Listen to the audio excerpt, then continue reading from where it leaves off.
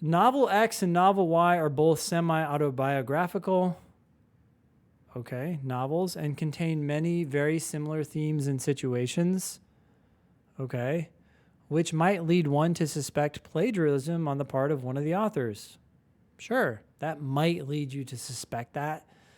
Not much to disagree with here. It might lead you to suspect something else, but it might. That's such a weak word. I have to agree with that. However,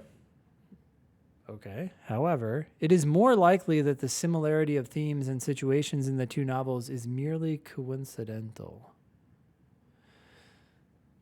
Wait, why?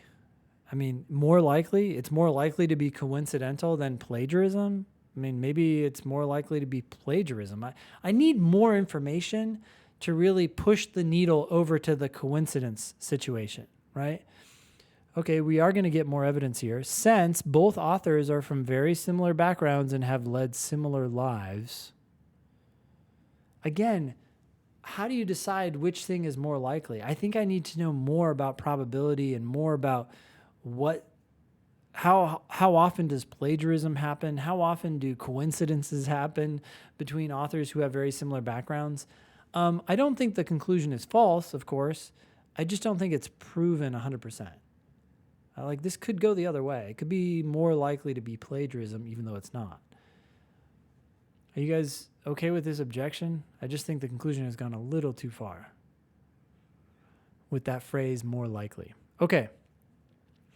Which one of the following most accurately expresses the conclusion drawn in the argument? Oh, all we have to do is identify the main conclusion, which is this more likely claim, right? Hey, it's more likely that it was coincidence than plagiarism.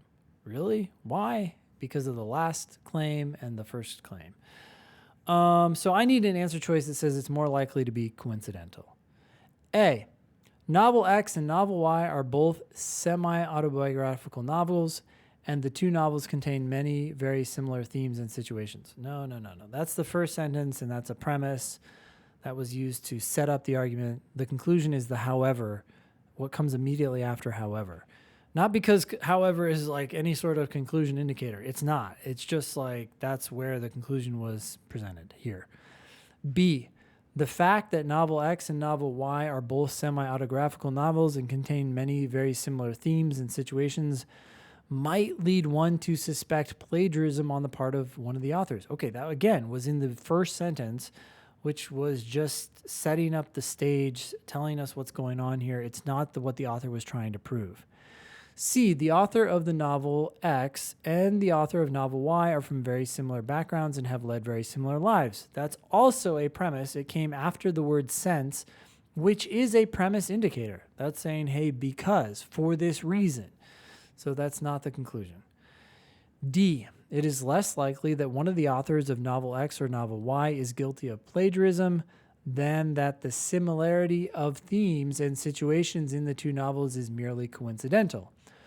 Yeah, that's what the conclusion was trying to say. The conclusion talked about how coincidence is more likely than plagiarism.